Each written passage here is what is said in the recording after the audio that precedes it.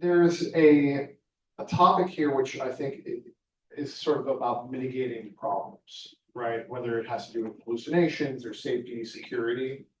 Like how you manage problematic behavior in general, like what are the techniques, how much effort needs to go into this, is it like actually quite a bit of the effort? So what's your experience been with that topic? Yeah.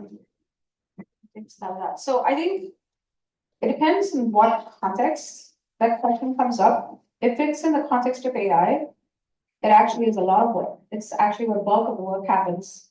For the products that we have built, my team has worked on, we've had to spend a lot of cycles trying to figure out how to meet, trust and safety requirements, privacy requirements, and so on, especially in the world of AI, especially given that so many hallucinations can occur, which can impact the accuracy, of the results or of the output. And so, yeah, I think actually more than, just the development process itself, a big part of the development and implementation process is about figuring out a repeatable process that, when you might decide to maybe swap out a model in the future, try out a different model and make those types of enhancements, you're always going to have to run them through all of these tests and make sure it always is passing trust and safety requirements, privacy, security requirements, and so on. So it's, yeah, definitely quite a bit. I may add something more to this one. So basically, as we're talking about the example of like the artificial intelligence giving the data to a kid and the kid learning from there. So if the kid is learning, kid is going to make the mistakes and kid is going to bring its own thoughts to bring something else. And I'll go with some examples. So as I was talking about this customer called a super kilometer filter, and the AI, we have given the instruction that, look, you can do X, Y, Z. So one day one customer asked that, okay, I have not got a receipt. So AI answered that, okay, I have sent you the receipt. Because the AI has the knowledge. So what we as a company has to build a guardrail. So people, right now we are hearing this word hallucination. It's not like a problem with the AI. This is the main characteristic. It's a generative model. The thing is that hallucinations could be two types, good hallucination or the bad hallucination. Good hallucination examples are that if you write a statement that here is my app store link, and if you ask a question that where is the app store link, like how can I use this app? And AI will generate an answer that go to the Google App Store, click this and you will get this.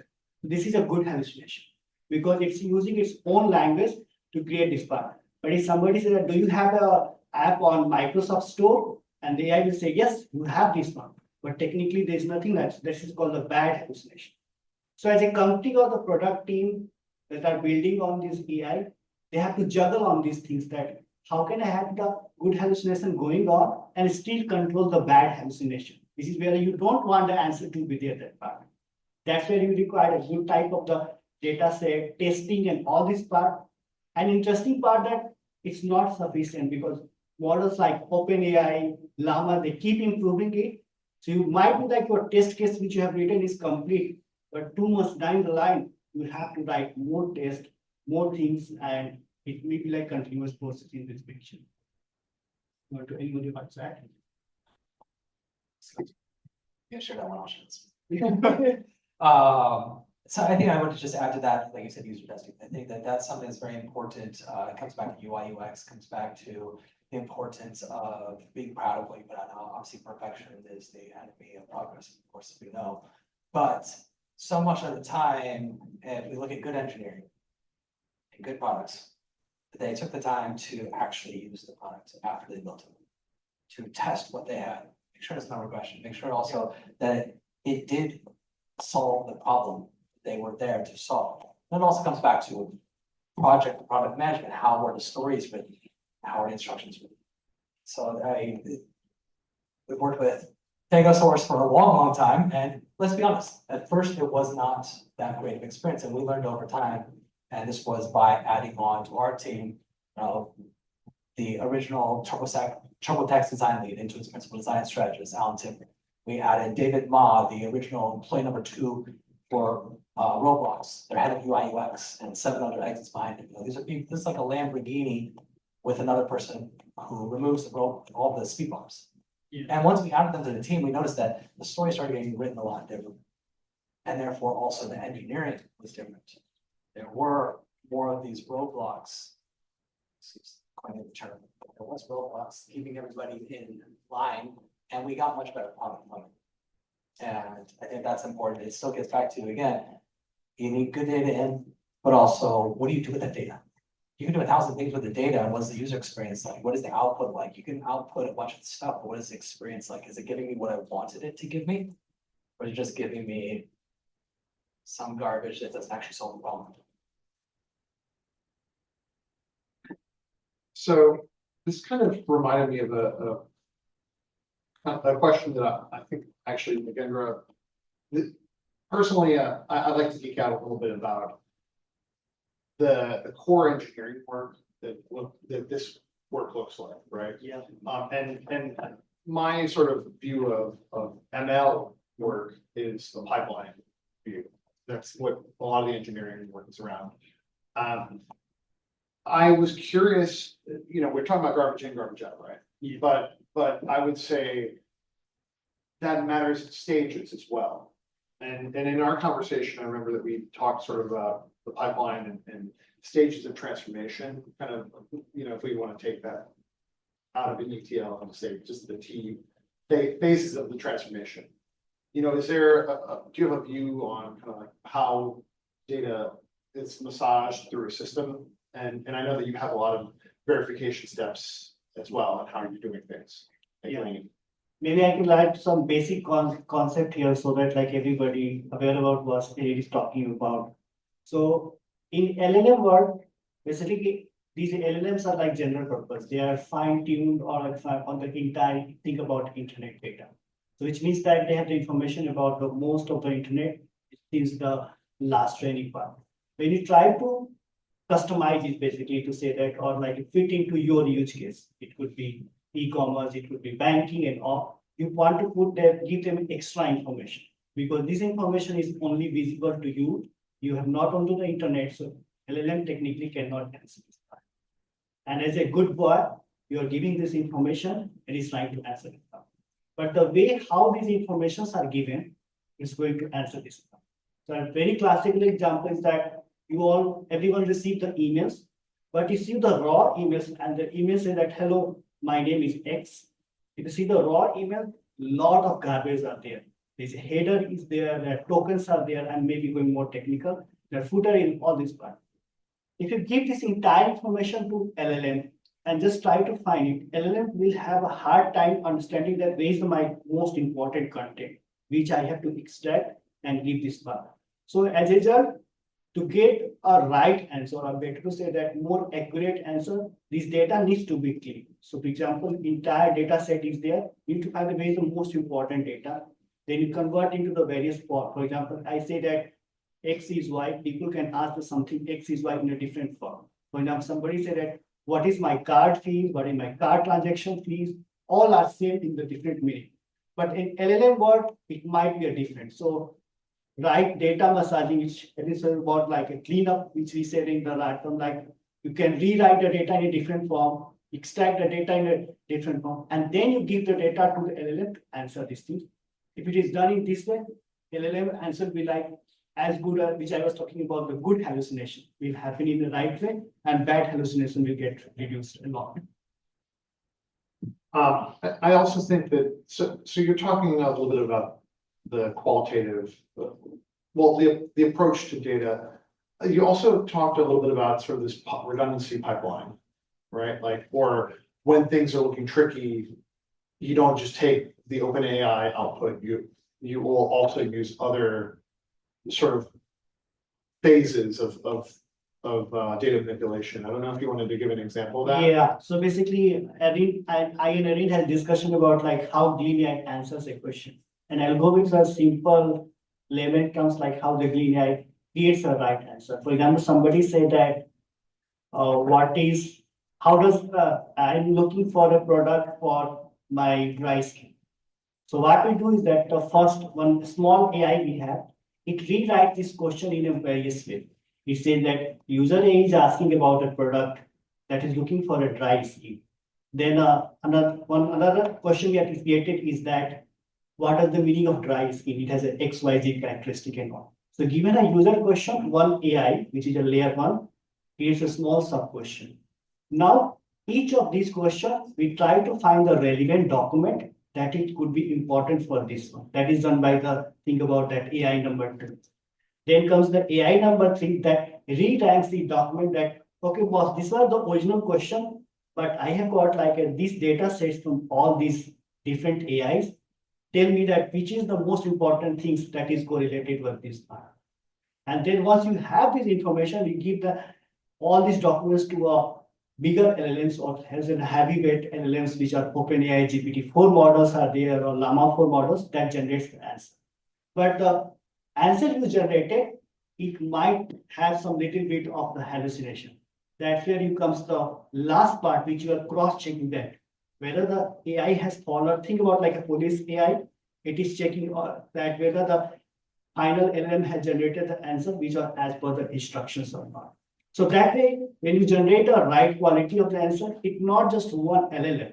It is a series of LLMs that are working together to give the final answer. Any, hope I'm clear on my thoughts. Yeah, and I think one of the things that's important within that is some kind of approach to scoring. Right, like to say like this, here is an ideal output and how far away are we from that in any given phase of this pipeline. Kyle? Yeah, and this goes a little bit into the quality question from earlier, but I think so, the way to ensure good quality in a classic app, like a piece of business software before ML and AI, is you write tests and you say if this test passes, the code is good. It's pretty binary, right? Occasionally you have a test that is sometimes passes and sometimes fails. That's actually exceedingly rare. It's called a flapper. And the thing in AI development is that no matter how good the model, even if you add a supervisor or police AI, if you ran it 1 billion times, it's probably going to be wrong sometimes. Yeah. So you can't just have a binary view. Is the feature I just built at the quality I need, or did I regress? Did I solve this problem and create some new problem with something that used to work? So that brings in sort of scoring and evaluations. I think that's actually a cultural change that's going to affect every department, because you have people going through your app and then they post a bug. People that work in your company will be like, we did some manual QA, here's the thing, why is this broken? And all you can really do is say, okay, we've got our test cases, maybe we've got a blessed data set of 5,000 examples and 5,000 good and 5,000 bad and some medium. We build a score to see how does the new version score on all these kind of, golden question set is a term you'll hear about this. And then you have to have a threshold for like, okay, a 0.8 out of 1 is good enough for this feature, for this data set, or a 0.7 is good enough, or whatever it is. But I think it's re-educating companies and product management and the business side that like, it is all probabilistic now. It is not black and white. And this happened around ML and like things like lead scoring 10 or 15 years ago, but I think now it's happening in every feature. So it's going to be weird. I think that we're getting it back into machine learning somewhat and going through training models. At the end of the day, we say garbage in, garbage out, but at the same time, you could train to analyze the garbage that comes in. Right? We do doc AI, and that's actually the big thing that Google really loved about us, and that's probably one of our most sellable features if we were to get acquired today. We talked about it potentially. We have some supers. Point is that when it comes to doc AI, we have competitors who have raised 122 million. We've only raised $6.2 million. Just being super transparent for you guys out there. And these companies have 500 million valuations, substantially more. Our product's faster, more accurate, and also more importantly, even if we're faster, more accurate as far as acknowledging if you upload a W2, a pay stub, what are you uploading? It's knowing what data, what's important, and then not going through and just sending back garbage. At the end of the day, our users are mortgage processors and underwriters.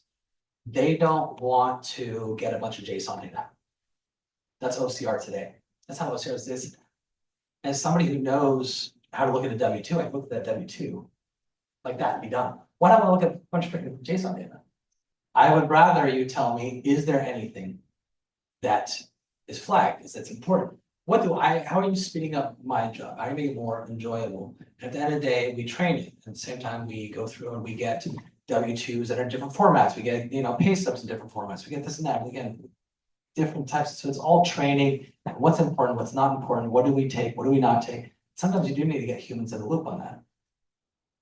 And so I think it's also getting feedback from users. The more we get out there, the more training we get. Okay, we get somebody telling us, well, I like the way they did this, but I don't like the way they did that. I like the feedback here, I don't like the feedback there. I got hit with this new condition on my loan. Now my borrower is going to provide it, or now the insurance company's going to provide it. You guys missed it. Guess what? We're not going to miss it tomorrow.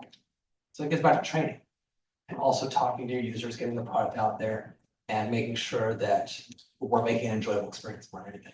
So speaking of experience, I have a question I actually have a question for you next. Let's say, Joel, why don't you, let you respond first? Sure,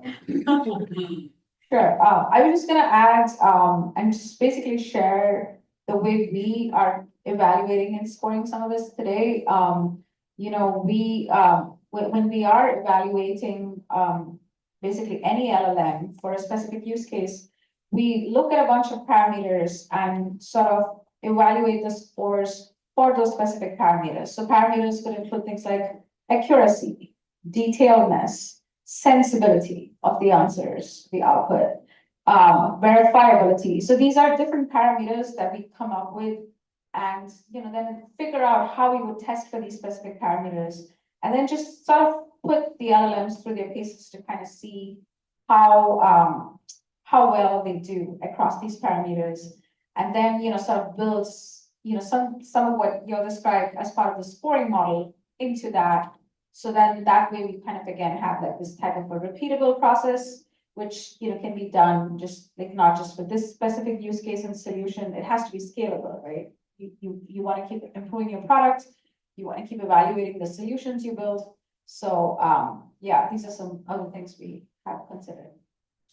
So one other question, there's sort of this cloud of questions that came up that I actually wanted to ask to you, Sejal, and try to boil it down, right? But I feel like you're probably here one of the more of this panel, one of the more multidisciplinary and product oriented thinkers.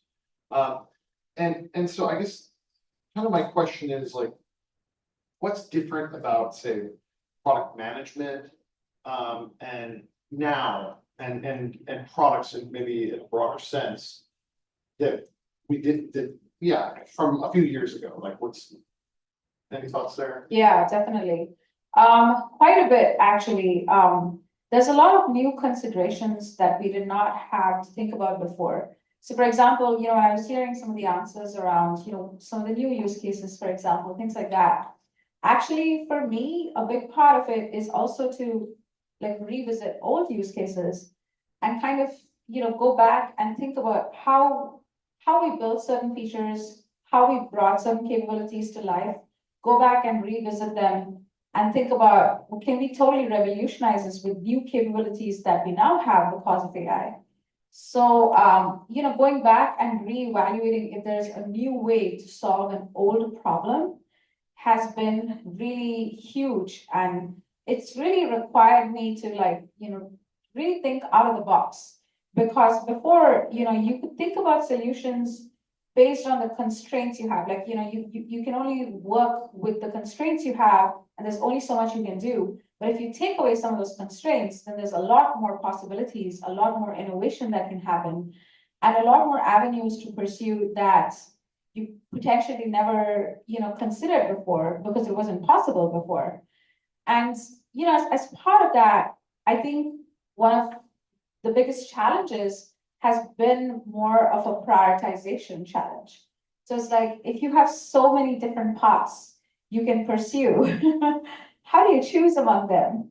How do you bet on this being the next big thing versus this other, but like if I had to choose between building two features, how do I convince my team or even convince myself, like, feature A, going down this route, using AI in this way is better than feature B and using AI in this other way.